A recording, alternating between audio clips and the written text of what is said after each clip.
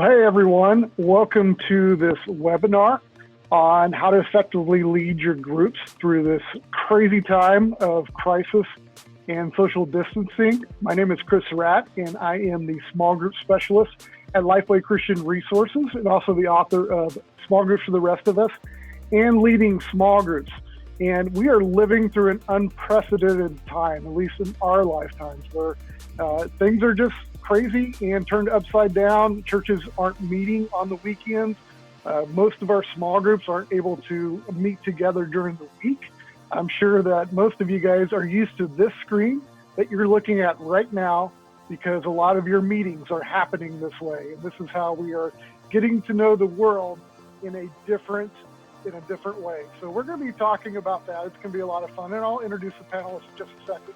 Before I do, I just want to point out some features for you. One is the chat that you guys have already been using. Thanks so much for jumping in on that. What I'd love for you to do is, just as an icebreaker, this is a small group experiment. It's actually a large group, but in your small groups, you do icebreaker questions. Go ahead and put in the chat where you're tuning in from. Where in the United States or in the world that you're tuning into this webinar from, and I thought that'd be fun for us to see. Also, change it to all panelists and attenders so we can all see that. The default, I think, is just to the panelists, although the panelists would love to see, I'm sure, where everybody's from, but we want everybody to check that out as well. Also, as we go through this, we'd love for you to ask questions. Obviously, you can't do it with your mics, or that would be really difficult since we have 500 people on at the same time right now, but we would love to answer what you guys are asking. So there's a Q&A panel or box that you can open just by clicking on it. And a new feature that I'm excited about is we can actually vote on the questions, which doesn't mean that, you're going to vote somebody off the webinar. Although, Steve, we'll see how that works with you. We may have to vote you off. No, I'm just kidding. But it'll just raise the questions to the top. So if a lot of people have the same question, you just vote for it, and it'll go to the top of the queue. And when we get to that, we'll be able to see those first. So, all right. So that's some of the basics. Again, thanks for joining us. I want to introduce the panelists for this webinar. These are two great friends, two great men that I'm excited to talk about. They're doing a great job in their churches as they navigate the same waters that you guys are going through. First up, I want to introduce Steve Gladen. A lot of you probably know who Steve Gladen is, but he's the executive pastor of small groups at Saddleback Church. He's been there since 1998. He also serves as an elder of the church. He oversees the strategic launch and spiritual development of more than 9,000 adult small groups now on multiple campuses. He's also the author of Small Groups with Purpose, which has been translated into 11 languages. Steve, can you name all 11 right now? I couldn't even start to do it. But that's a lot of languages, and planning Small Groups with Purpose along with other books. But thanks for joining us, Steve. Happy to be with you guys. Yeah. And sunny California. Is it sunny today? I'm hoping. It's only 70, but it's a chilly 70. Yeah. Oh, and also we've got Jared Musgrove. Jared serves as the group's pastor and elder at the Village Church in Flower Mound, Texas. He earned a bachelor's degree in journalism from the University of Oklahoma. I won't hold that against you, Jared, but it's all good. A master of divinity in preaching from Southwestern Baptist Theological Seminary and a doctorate of ministry and leadership from the Southern Baptist Theological Seminary. So Jared is here to keep us doctrinally down the middle, right? It's a community project, isn't it? Yeah. It will be a project. Yes. But thanks, gentlemen, for joining me. This is going to be a fun discussion, and we've got some kind of broad questions again that we're going to hit and we're going to talk about. But as we go along, please put any questions that you have in the Q&A, and we will get to those. We're going to spend a little bit more time on Q&A than I normally do. I usually spend about 15 minutes. I'm hoping you spend about 25 to 30 minutes on the Q&A. So make sure you throw in those as we go along. All right. First question for you guys. This is really paramount, especially for you, Jared. Have you cut your own hair yet? Every day I do. Yes. Yeah. You have a leg up on the rest of us. That's right. That's right. So What about you, Steve? Have you cut your own hair yet? When you don't have much hair, you don't have to worry about it. So, don't worry about it. Yeah, that's kind of the boat I'm in right now. I may be shaving it. I'm probably going to look like Jared next week. So yeah, just give me a heads up. Yeah. Now, I like that. I like that. Might as well go for it, right? Now's the time. All right. So we'll get serious a little bit. We'll have some fun, but just want to talk to you guys because you're navigating this in the trenches at the ground level at your churches. And the first question that I have is, how is this crisis changing how people are being discipled?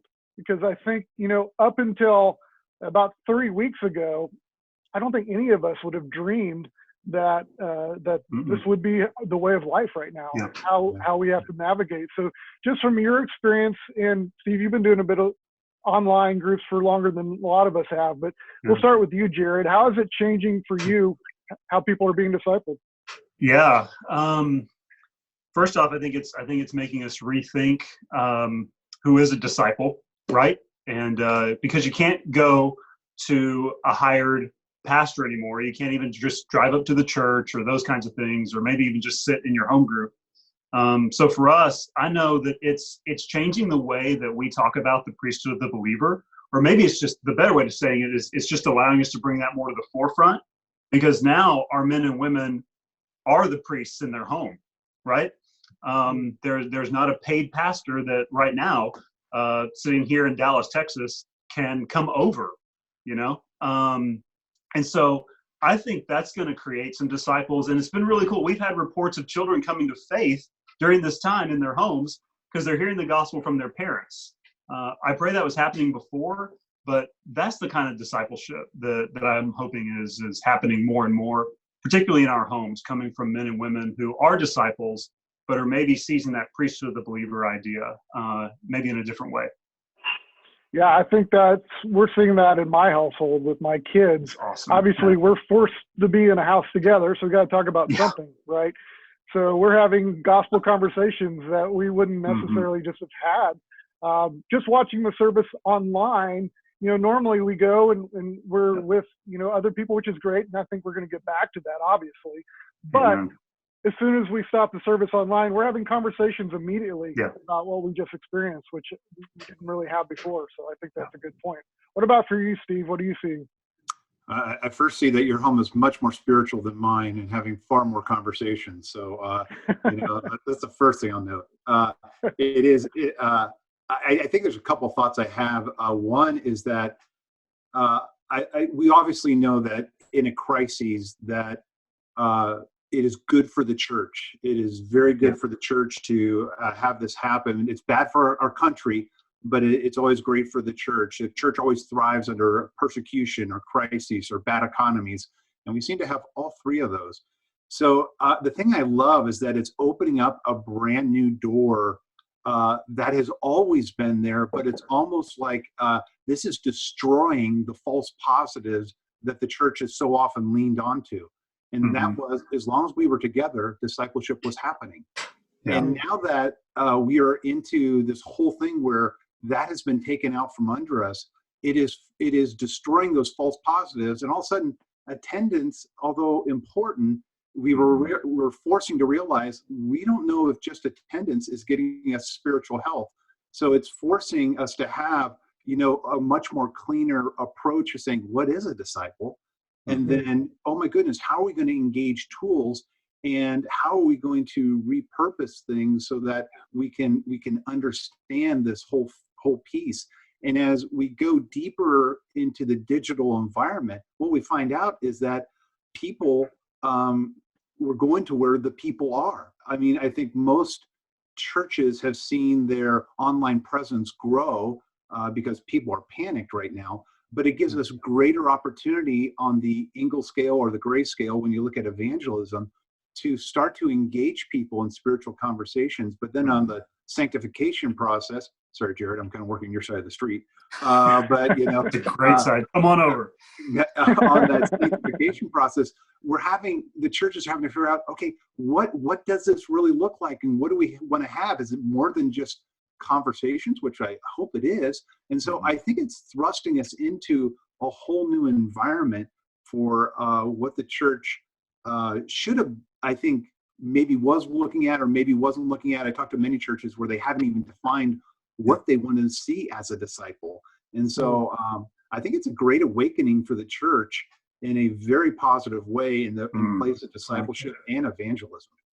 Right. Very, very true. Now, let me ask you guys this. Are you able to have some conversations with your teams now around helping facilitate this? Are you guys getting together via Zoom and saying, this is our new reality? How do we equip our people to kind of navigate these waters? Jared, are you guys having those conversations? Yeah, every day. I was telling my wife and even one of my team members this morning that what we used to be able to do in the hallway in 5 minutes, now we kind of have to set a meeting for. And it's good because it's making us really intentional. But right as this began to hit, and this looked like this was going to be the new reality, we set up some pretty regular just video chats that we're having several times a week. And we are probably doing a better job of calling, having video chats with our groups coaches, with our leaders, more than ever. And, one of the great things about this, and Steve kind of said this too, is that people are just much more responsive to those now. And I think that's great. So what I'm seeing is I'm seeing this increased kind of ability to, or desire to pick up the phone or get on the video chat because, hey, it's another real person that I'm not in the house with all the time. And that's really cool because I think there's something really neat about the unity of the Spirit that's existing between us. And I'm trying to look past the pandemic and think, what is the Lord knitting together now virtually that's going to be a real thing when we all get back together? So that's what my team and I talk about the most. Is just we're kind of in the blizzard at this point, hard to kind of see in front of us. But that day's coming. And I'm praying that whatever the Lord's sowing here with our team, with our leaders, with groups, that just continues. So we're talking about that quite a bit. I think that's a great point. My group is now meeting online, which we're going to hit that topic in just a second. But so far, we've had 100% participation attendance with our online group. Yeah. People are just hungry for talking to people. And so, I think that's a good thing. Steve, what kind of conversations are you guys having? Are you seeing the same results as Jared? Most definitely. I think the beauty of it is, I saw this little digressions when, a lot of churches are doing drive-in churches. And I think back to Robert Schuller, who did that in the 1950s. And in some ways, what this pandemic has done is it has forced culture. It's done a reboot on our culture almost back 100 years. Probably about 70 years, and the standpoint that all sports, all social gatherings, many things that we competed against in this window, they're going to fire back up. But in this window, they're gone. The competition is gone. And when people, the way they would seek community, as we're talking about groups more specifically, but as they would seek community and all that, culture has shifted dramatically. Now that's playing towards our favor right now, but we've got to be, for once, culture has stepped back and the church is ahead of culture. But so too often we're always downstream of culture. So this is when your tools need to be the most pristine as possible. In a wartime effort, you repurpose everything to win the war. And in the church, you've got to repurpose everything into the digital environment. If you're not repurposing staff and resources and dollars, then you're going to lose the war. And this is a beautiful time that the conversations have to be thinking through. What are our tools to serve our people, help our people? What are our tools to make sure the right video curriculum is there? What are our tools? And that you can partner with other platforms and different things like that. And obviously Lifeway's got way too many things to jump into, which, smallgroup.com has put before us. But I think the conversations have got to be moving towards how are we repurposing all the things we need to in order to get the resources to the battlefront.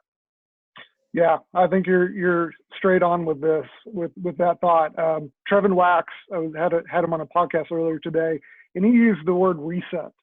And I think this is an interesting time for all of us as churches and small group ministries to really have a reset.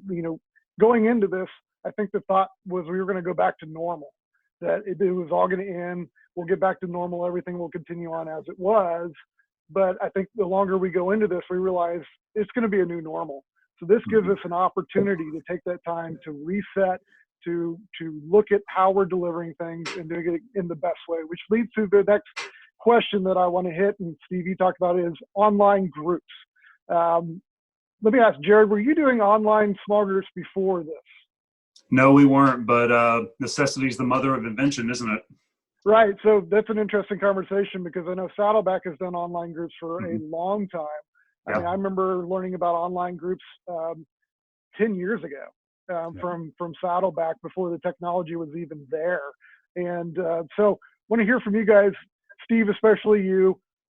Do online small groups work? And is discipleship taking place virtually? Can it take place virtually? No and no. Next question. It's gonna be a quick webinar. Yeah, no. Obviously, again, the thing that I love is both in our online, in our face-to-face groups when we had them, the principles were still the same. We were trying to balance the verbs of the Great Commission and the Great Commandment in each person's heart and in the small groups. The methodology looked very different in an online environment than in a physical environment. And but we have seen it work both ways. And Chris, you alluded to it. I mean, my group meets weekly. I'm trying to remember, maybe 3 months ago when we had 100% attendance, but we're going into weeks of 100% attendance. And so they do work, but again, you can't be laxed in just because people are attending. You've got to see, how are you meeting their needs, and then moving them to where you want them to be. And all of us want, followers of Christ that fit the paradigm of what our church has defined that as. And so the methodologies may change a little bit from going to face-to-face to online, but we're seeing the same results, and the same things can still happen. You can still do, it looks different, but you can still do fellowship. You can still do discipleship. You can do serving. You can do evangelism. You can do worship. The 5 things that we focus on. So the matter is now, we got to help people. They just aren't going to think of this naturally. So this is where the church has got to rise up and just bring the ideas and bring the technology to them. Our interface with our small group leaders right now is all, how to make that turn. 4 weeks ago, we were helping all of our face-to-face groups make the turn to digital. And now, with our newsletters and our tutorials and our videos that we're sending out, it's all, how do you do those 5 things in a virtual environment? So, oh my goodness, yes, it works. And you've got to use the modern technology for discipleship. Look what Paul did. Paul used the modern technology to help disciple the churches. He wrote a letter. Now today we would think, oh my gosh, that's antiquated. But he was using cutting edge technology, being not face-to-face with people. And so we've got to think through, what are those technologies that help us, even though we're not face-to-face, help people be more Christ-like. And as both you and Jared were alluding to, people are really, they're searching deep. And, we went from the lowest unemployment to the highest unemployment since World War II. We've moved from, moving around freely to, some cities in California, they're not stay at home, they're shelter in place, which means you can't go out. So that reality is, we're quickly learning it's going a little bit longer than we're going to think. But wholeheartedly, to answer your question, it's an amazing tool, and technology has never been at a better place to help us serve our people.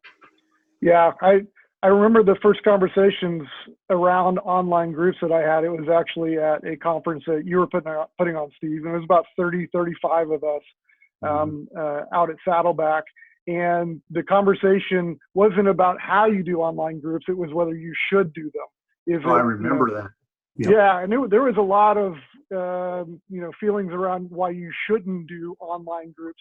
And I remember coming back and trying online groups, and the technology just wasn't there yet. I think you guys had developed your own at the time, and what was publicly available was very glitchy, and we just struggled with it. And you're right, we have the technology now. So Jared, I want to hear from you, because you weren't doing online groups 3 weeks ago. Yeah. What has it been like for you, just philosophically going to them and then practically going to them?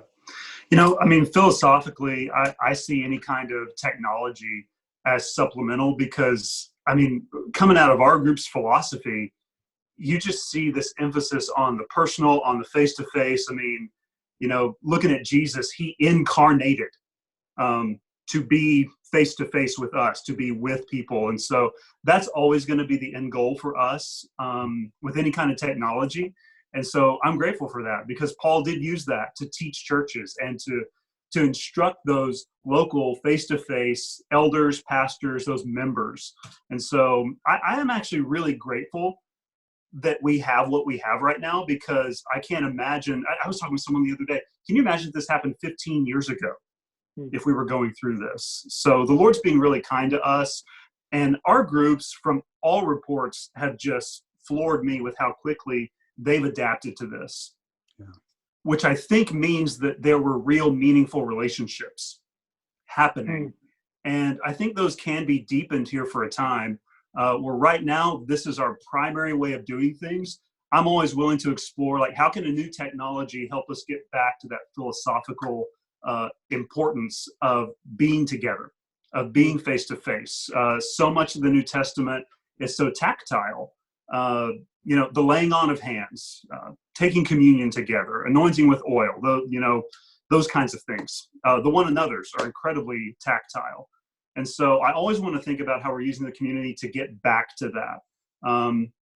But in the same breath, I'm going to say I'm really grateful for what was once a supplemental technology that is now primary, I think, for a season, and what the Lord may do to kind of deepen those tactile relationships.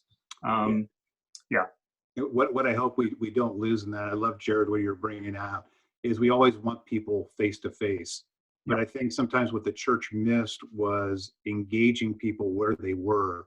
And many people are in a digital environment. And I think the thing that we've seen is, roughly we have about 3,000 groups that are online, but we've been able to take 60% of them. This is prior to the virus, been able to take 60% of them into a face-to-face environment. So you always want to meet people, and this is what Jesus modeled to us. You meet people where they're at, and you move them to where you want them to be. And that's the thing I hope that the church doesn't miss, because the upticks that you're seeing in everything as far as reach is concerned is because it's not that, this is brand new to people. People have always lived in a digital environment. And if we don't realize where the fish are at, we'll never catch them. That's right. That's right. And so I love that, Stephen. I just get this vision of this net kind of being cast out right now in what we're all doing primarily. I love that. I love using technology as that kind of net. Yeah, we discovered a new fishing hole. Technology-wise, just to get practical, are you guys primarily using Zoom? Anything else that you're recommending for group leaders?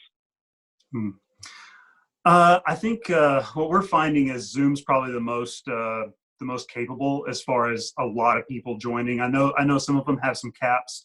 We did a guide for our group leaders really quickly when we saw that this was going to go on for a while. That just walked through Zoom, Google Hangouts, a couple of other ones that we put together to kind of give them a leg up, because a lot of our people were not using this technology on a regular basis. And so we as a team even just had to sit there and kind of in 2 or 3 days create this guide to say, here's how we need to think about groups during this time. And so one of the things we included was ways to use the different technology. I think anecdotally what we're seeing is Zoom and Google Hangouts are probably what we're using the most. Yeah, I saw that on your website, Jared. Can people see that if they go to the Village's website? Yeah, you can find it through our weekend sermon links, and I also posted it at communityleadership.org. You can find it there on the front page too. Okay. And Steve, you guys have tons of resources telling people how to do this. Yeah, if you go up on smallgroupnetwork.com, right in the banner there, right there, you'll see all the podcasts and the resources and stuff. I would say just experientially what we've seen is that most platforms require everyone to be on that platform, and I think that's what has made Zoom so appealing to people. Is only the person forming the meeting has to be a part of that platform, and so that's the leg up that they have on most other platforms. Yeah, and a lot of people are already used to it. They use it in the business world. It's kind of become the de facto for business meetings. There are some downsides. I don't want to get into the weeds on this, but there's only a 40-minute. You have a 40-minute cap when you come to the free version of Zoom. Pro versions, allow you to have as much time as you want. So, you guys can dig into all that. I know Jared's got a lot of the information. Steve on the Small Group Network has a lot of that information. What I want to talk for a few minutes about is what you were kind of hitting on, Jared, with the one another's. Keeping a group healthy, and obviously a group is healthy when they're living out the one another's with each other, when they're living out the purposes in Saddleback's language. So how do we make sure when groups are not meeting physically that they are staying healthy? What are some things that you guys are looking for? How are you helping them get there? We'll start with you, Jared. Yeah. I mean, the thing that we have been trying to do, and I myself have been trying to do personally, we've been encouraging our coaches and leaders, is just like, hey, do not give up meeting together, even if that's virtually, right?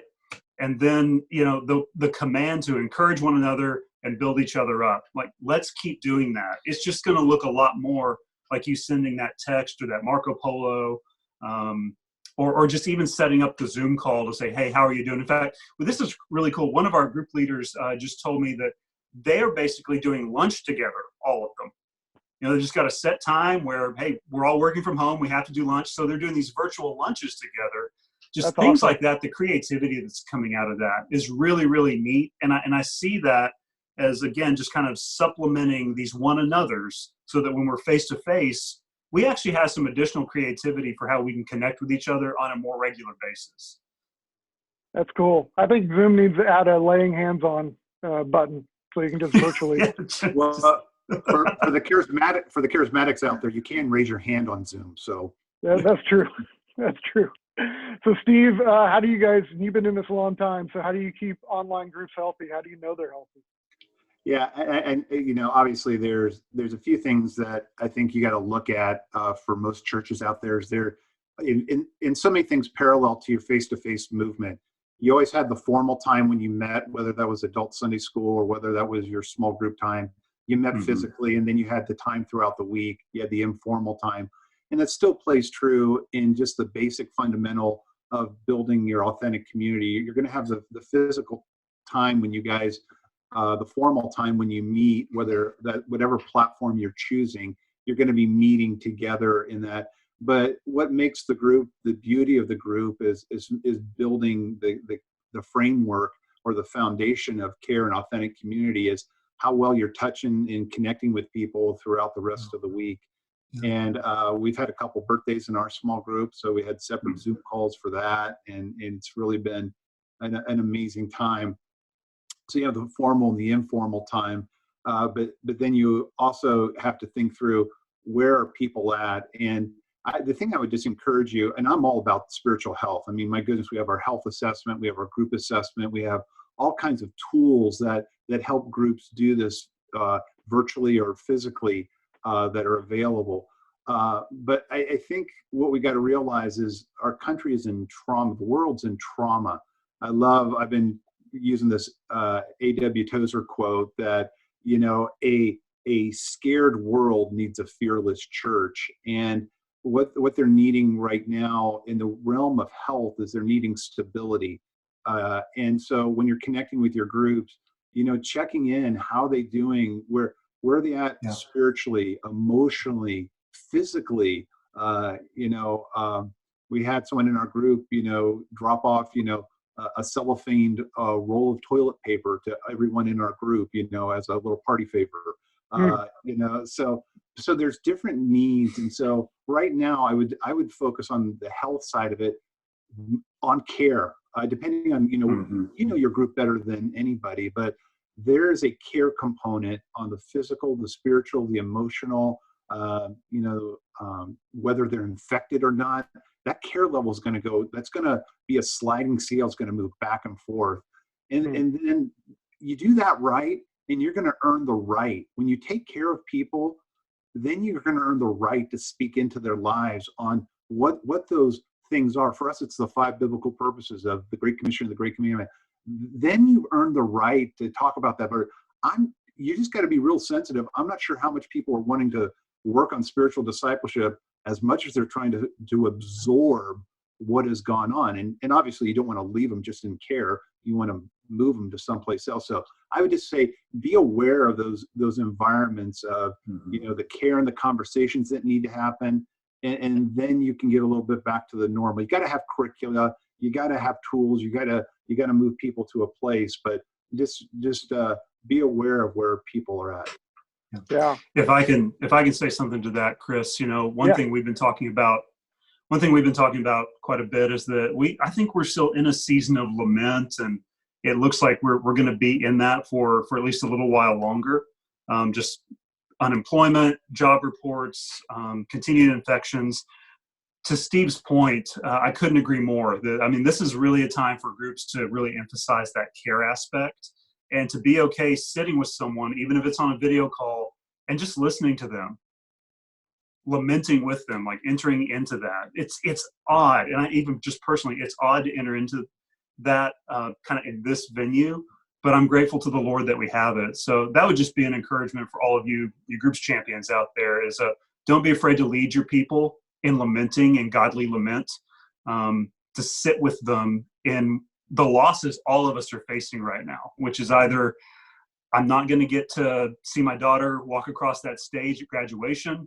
The wedding was canceled. It could be a 50% decrease in pay. It could be a layoff. It could be a COVID diagnosis. There's all kinds of things that I think are going to keep happening here. So that's where the people of God do shine. I agree with you both on that. Yeah, that's a good word. The greater the trauma, the less words you need. And sometimes, even if you just Zoom somebody, you don't even have to be talking. As long as they can see you doing your thing, you're doing their thing. And our pastor Rick loves to call it the ministry of presence. And that may seem awkward, but it can still happen. And so if all the things that Jared listed there were just spot on as far as the felt needs, just Zoom with them. Sit in a room with them. Yeah, I think great word, Jared. We experienced this last night with our group. We got together, and again, we had 100% participation, and I didn't know how people would react being online instead of in person. And I think it may have been a combination of just what everybody's going through right now, or it may be a little bit easier to share online sometimes than in sitting in a group of people. But our group opened up like never before. We went around and said, how are you doing? How can we pray for you? And every single person just opened their lives up to everybody else. And I've never seen that in our group time. You'll have 2 or 3 people that'll be willing to do that. But I think just the time that we're going through is giving us an amazing time to be shepherds that we couldn't be before. And I think the technology is also maybe allowing that to happen in a bigger way than before. So that's a great word. Also, just not to give a false positive, is that most of our groups that we're on this call right now, we've been together a while, so that opening up can happen quick. We have some brand new groups, and in a lot of online environments, when they're new, that doesn't fire up that quick. But it's still it's still out there. And so if some of you aren't experiencing it in a new group, it will come, but it's just like in any small group that you meet face to face. First time you're meeting, generally you're not spilling everything out there, but there's nothing like a good crisis to help us, go out of the norm. Yeah, I think it's going to come quicker now than just in a normal time for sure. All right, last question, guys. We won't spend a lot of time on this because I want to get to the Q&A, but let's talk just broad church. Out of this, do you think, how will the church, capital C, be changed forever? Yeah, I'll jump first. I mean, Jared, you've had the disposition of going first every time, so I can actually think of the question. So appreciate that. So I'll take the bullet this time for you. I did wait till the last question, and I said, okay, I'll be sure. Obviously, the church is going to be changed, and I hope for the most positive way possible. I alluded to it earlier. There are so many people that live in a digital environment that the big C church has sometimes been closed off to. Just because they haven't been, coming in through their doors, and I get it. So I hope the Big C Church has changed in understanding where some different fishing ponds are for evangelism to happen, however they want to go after that. I think they also be changed in realizing, do I have the tools that are available and out there to help people grow as a believer, doing more asynchronistic things or synchronized things in training environments. And I think it will accentuate, obviously face-to-face is always the preferred, but I think it will accentuate training opportunities. I think it will accentuate, the ability for people to engage with tools. And I even think for us, even here at Saddleback, it's changing the way we're going to do some connection strategies, because I think we'll allude to it in some of the Q&A that we've seen from questions from people, as I'm trying not to be ADD on the chat window. I should have shut it. But there's some great opportunities for getting unconnected people connected in a very crawl step that can move them to a very physical step later on. And we've seen that time and time again, of meeting people in a digital world and moving them into a physical world. So I can't help but think how we're not changed by this, and giving people opportunities to engage the gospel in a very fundamental way that can move them someplace very deep. It's good. What about you, Jared? Yeah, man, I have so many hopes, and just honestly, just conversations with the Lord. I think I was sharing with my team yesterday, one of my main emotions these days is just curiosity. Like, Lord, what are you doing here? It seems to me that what he's doing is just a lot of the things, and Steve, you said this even earlier, is just a lot of the kind of ancillary things are kind of being stripped away right now. Mm-hmm. Like things that maybe were not church, but we kind of added on to church, and maybe majored on those minors for so long. Those minors are just kind of falling away. And we're getting, what I'm praying is that we're getting new muscle memory in each of our households. Mm. That men and women and even children are just getting more innovative. And the church is always best when she's innovative, right? When she's forced to innovate, when she's slowed. So I think the Lord's also giving us just a time of slowing. Man, it just keeps getting extended, doesn't it? So he's doing something there. I don't want us to miss that. And that's what I'm asking him for. It's like, Lord, I don't want to miss what you're doing with me and my family, but also just for the Village Church and the church worldwide, because we're all affected by this. I hope we don't lose those ancient muscle memories, because we're taken back to this really ancient way of doing church, which is the household. Yeah. So I hope we come out of that with again, just that muscle memory of, hey, as a dad, I can lead my children in a devotion. It's like, I can share the gospel. Or gosh, we can't get together personally, but I can make that call, and I can, maybe even Zoom in with a friend. So I hope we're just getting additional muscles during this time, some really ancient ones with modern technology.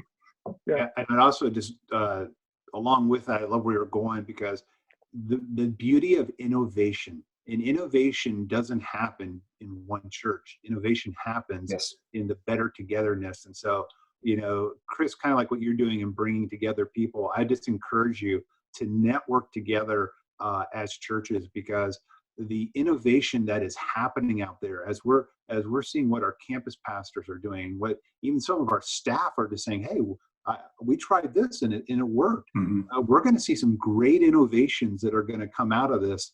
And, I can guarantee you all the digital platforms that are out there, they are learning stuff too, that's going to be made ready and available and ready to go. And Chris, who knows? They will have those options available for laying on of hands or things like that. Yeah. But some innovation that we didn't know. And plus, I just encourage churches, try stuff, because Yep. this Experiment. is where the frontier's at. Yep. No, that's great. And Steve, that's a good point about connecting with other churches. I mean, I love the Small Group Network Facebook page for that. I mean, as soon as this happened, people started putting up, here's how you do online groups. Here's how you sign up for Zoom. Here's how you sign up for Google Hangouts. I mean, just practical things. So, connect there if nowhere else, but connect with other churches and find out what's going on, what's working for them, what's not working. We're going to wrap up this part. We're going to do some live Q&A. Before I do that, just if you want to put your question in the Q&A panel, you can also vote on them. So if you see another person has already asked your question, just click on you want to see that one, and that'll raise to the top.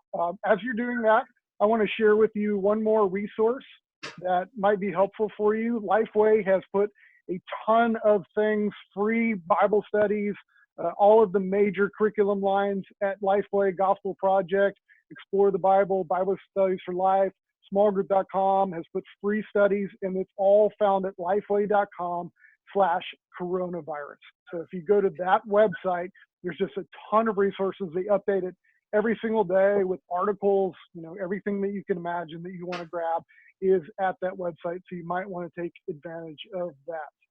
All right, so let's get to some questions. And I knew this would be one that a lot of people would probably have. But the first one is from Michelle, and she asks, how do we engage seniors who find technology difficult? Steve, you want to start with that one?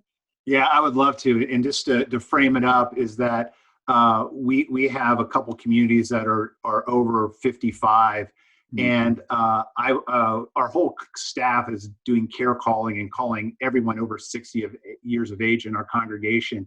And I just want to breathe hope into you. With some great customer service, you can help them out. We set up a tech support line just for small groups, just to help them through that. But the phone calling and the helping, and that's where Zoom helps, because it's just a click on this and it's there. But I will just give you a testimony. We have hundreds of groups of people north of 70. I talked to a few group leaders who are north of 80. And they're not only meeting, they do a separate Zoom call. I couldn't get them into the house party app, but they're doing a separate Zoom call to play games and do Pictionary and things like that. So don't undersell them, because they are looking for it. My wife had a lady in her 70s click on Zoom to get into to her women's group, and she cried when the group was done, because she goes, I thought I had to be in isolation. And so I would just encourage, this is when you've got to throttle up customer service, because they are wanting it. And obviously, if they don't have a computer or they don't have a tablet, then you've got to do a different type of care in them. But also with Zoom, you can get in on a call. So it's out there and it's doable. Just do the customer service. A good example, my father, I put this video on the Small Group Network Facebook page, but he's 85 years old. He's a retired minister. He leads a senior adult Bible study. They usually meet every Tuesday. Well, he's now doing it with Zoom. Now, my brother did help him get it set up, but all of them are on Zoom. He leads it every week. In fact, at the end of it, they always have a song. He always leads them in a song, and he's doing that over Zoom. So you can see that video on my brother's page. But if my 85-year-old father can figure this out, it can happen. It's a priceless video too. And That's I'd great. encourage you, go strip that video off the Small Group Network Facebook group page, because you could show it to your seniors and they'll go, oh my, if they can do it, I can do it. Exactly. Great testimony. Jared, let me ask you this. The next question is, how do you connect new people to groups now meeting digitally? So how are you guys handling that? Yeah, it's funny. I would not have expected this, probably should have, but even out of our first online service, we had several people who had just tuned in who were local and said, how do I get in a group? And so I've been working with our connections ministry here, because they're even rethinking how we do this, which is great innovation. And they've come up with something that the groups team can kind of come alongside with. and that we're setting up some temporary connections for folks right now. They're just brand new to the church. We've got them in mind, and that this will be the first time they're engaging a group. So we're going to have some of those temporary groups that are set up for them immediately, kind of during this crisis. And then, honestly, guys, my prayer is that some of those just become groups that want to stay together and meet in homes and maybe see each other face to face for the first time. Like, that's how I'm dreaming and praying, and we're trying to prepare that, and also to keep that net analogy, just keep that net open for them to come in and have that connection during this time. So I can't say enough about our connections team. I really can't. They've been great in pioneering some of that. Good. Chris, can I just jump on Steve, go ahead. One of the things a couple of things we're doing that may be helpful is that Zoom has what's called a breakout feature. And so what we've done, if you go to saddleback.com/online groups, what we have is large group gatherings based off affinity. And again, this is something you may want to, the mantra before was, people come for content, they stay for the community. In this time of crises, there are a number of disconnected people, as you know, hangouts have been shut down. Whatever their hangout was, it is shut down. And so people are looking for community of people, of like-minded people. So what we've done is every day of the week, we have multiple large group, small group environments, or that we can take small group if you don't have the mass, but multiple things of, if you're single and 20, here's a place where you can jump onto a group time each day of the week. And so you can look at that to see what we've done. And we've even done just open groups for people who go, I don't care about affinity, I just want to get into that. And then another thing for churches that are gathering your people throughout the week, we're starting Together Tuesdays. And they're like 15 minutes long or 20 minutes long. It's a prayer meeting or a worship night or something like that. But we're doing it as an intentional gateway to pull people in to small groups. So there are a couple of just strategies that we found some success with, and along with the normal plugging people into different online groups. Good. Here's a practical question that I'll answer. A bunch of people voted for it. Jeremy put this question up. You might cover this later, but I want to make sure I ask. I have a membership with Lifeway Small Group website, which is smallgroup.com. Can I stream a video in a Facebook group, since my small group will not be physically at my house? I have the means to do this, but wasn't sure on the legal or ethical standpoint. Thank you for all you do. Yes, if you have a subscription to smallgroup.com, you're absolutely able to share your screen to stream it. I found that a good way to use video content is to have your group members watch it actually ahead of time. So they watch it before the group time. You can do that easily through smallgroup.com. You just add them into your group and send the video out. They watch it, and then you discuss it when you get together. But you can also share it through Zoom just by sharing your screen. I think you can do the same thing with Google Hangouts. Can you share your logon and password too? I'm kidding. Yours. I'm kidding. Yours in the chat, Steve. Yeah. We aren't Netflix, you know. The kids have the password. No. Here's a good one from Anonymous.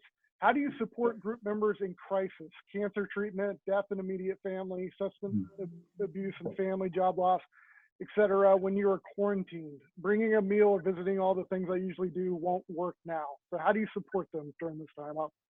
Go ahead, Jared.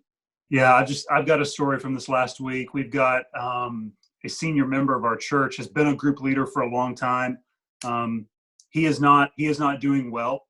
And so his group members, I mean, this was, man,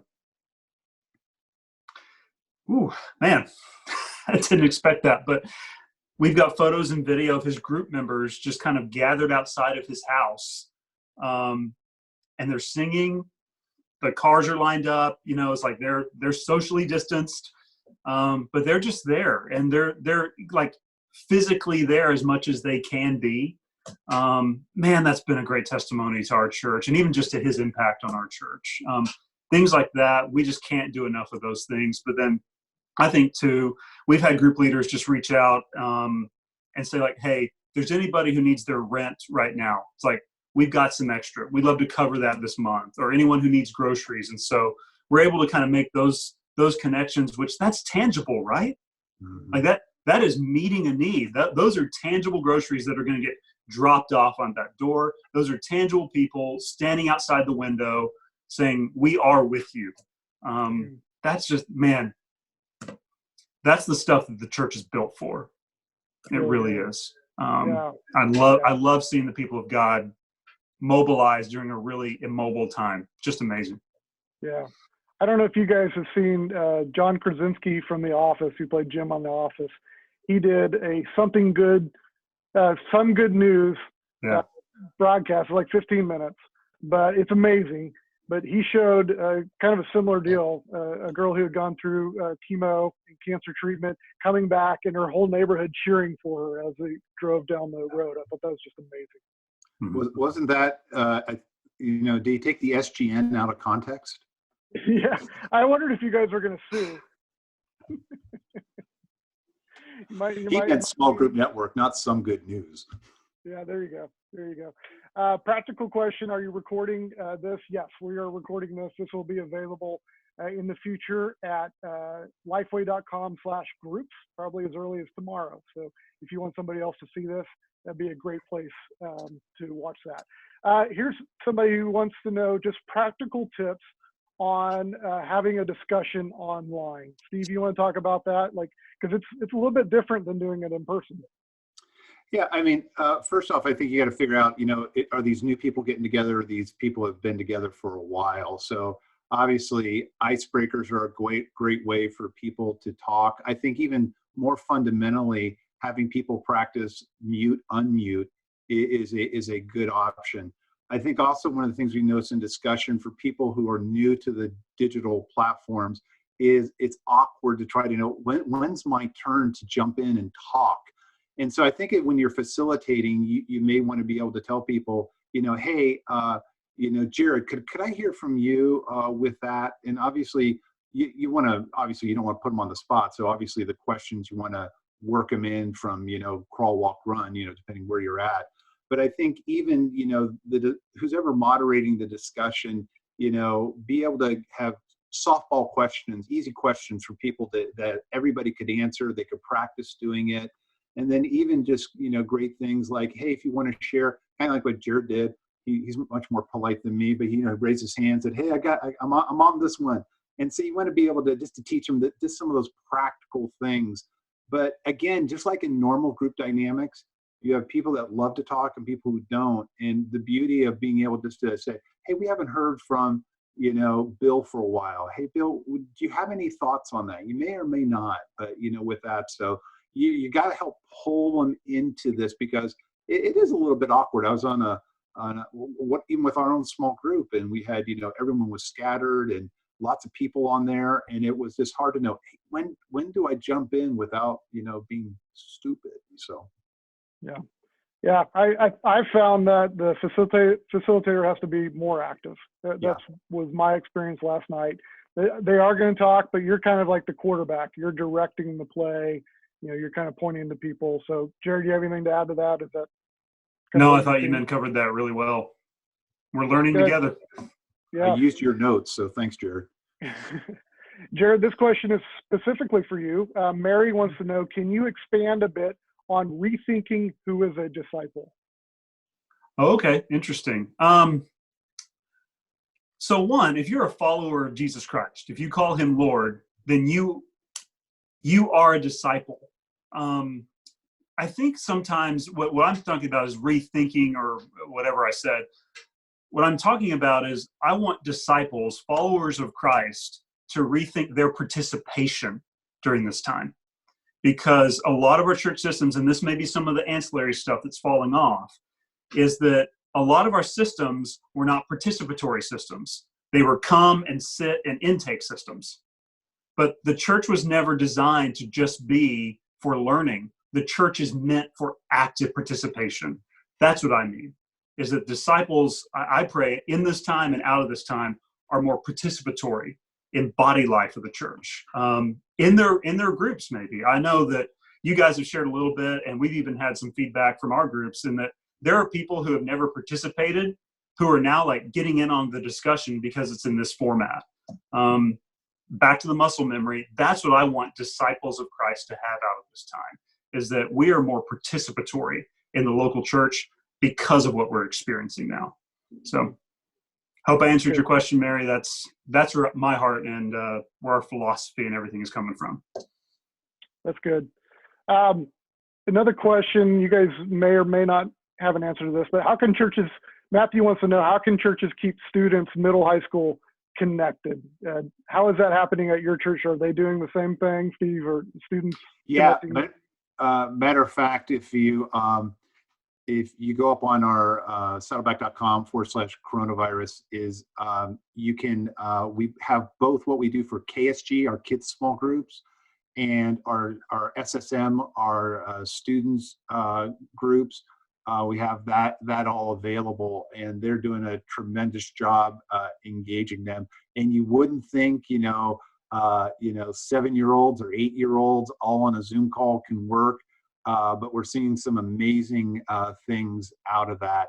And I'm sure that if you just jump up on the Saddleback page, you can do that. Or all my contact info is on my social media accounts, and so you can ping me if you can't find it, and I'll send you a link. Cool. What about you, Jared? Anything you guys are doing? No, our high school and middle school are doing much of this. I mean, they're playing games online. We're even thinking through like how to do that safely, because we're still dealing with some vulnerable, some of our youngest in the church. And so Zoom had a really good article. I just looked it up, best practices for securing your virtual classroom. But I think some of those could be brought into if you're having your students meet online as well, just to make sure that as you continue to do ministry, it's a safe environment for them. But we are continuing in much the same way with them. Preschool, elementary, putting those out online as well. Each of those are linked with our weekend service. We just kind of put those things up for each of the age groups from birth up through adults, just updating them every week. Good. I would take Jared's, you said it as a passing comment, but we are seeing more hackings into our Zoom. Facebook Live is real risky, but take those security features to play. Right. After our second or third time, they were like going, oh, okay, maybe we got to lock this down a little bit better. Mm-hmm. Not with kids, but I mean, there are bad people out there. They're trying to do that. So. That's right. We're seeing the small groups as far as Bible content, curricula, and that do really well with both elementary and students. That's good. Also something, Jared, that you mentioned, if you go to Zoom, their website, they have put a ton of articles and how-to videos just recently, like in the last week or so. So pretty much any dynamic that you want to know, how Zoom can work in, how to host a meeting, how to keep hackers out of your meetings, they have put something on their website. So that's a great resource. Just go to Zoom, I think .us, and watch some of those videos. All right, gentlemen, thank you so much. We are about out of time here, but thank you for your wisdom and also for everything that you're doing right now in the trenches and the local churches, kind of navigating and leading through this. And I know we're all kind of building the plane as we fly it, right? Because I've never been through a time like this, and I know Steve's older than both of us, Jared, but I'm sure he hasn't either. Easy. But we're all I don't have the Costco discount yet. Yeah, we're all figuring it out together, and so that's what this webinar was about. So again, it'll be available starting tomorrow at lifeway.com/groups. I think it'll also be on our Facebook page. So if you want to share it with somebody, that's great as well. And if they want to follow you guys, Steve, where's the best place to follow you? Yeah, I mean, you can go on Twitter, Facebook, Instagram, all those. But Small Group Network would probably be the best place. Follow them and follow Small Group Network, and I'll be trolling along there. Cool, Jared, you? I'm at JS Musgrove, both at Instagram and also Twitter. And then communityleadership.org would be the website. And Jared's been doing some really cool videos on Instagram, just reading scripture, which you talk about the slowing down. I mean, I'm loving those videos you're doing. Oh, thank you, Chris. Thank you. You have the radio voice. He does. And the video face, too, I will say. He's got the whole package. I know. So jealous. All right. That's going to do it for us. But thanks, everybody, for joining us. And we'll see you next time.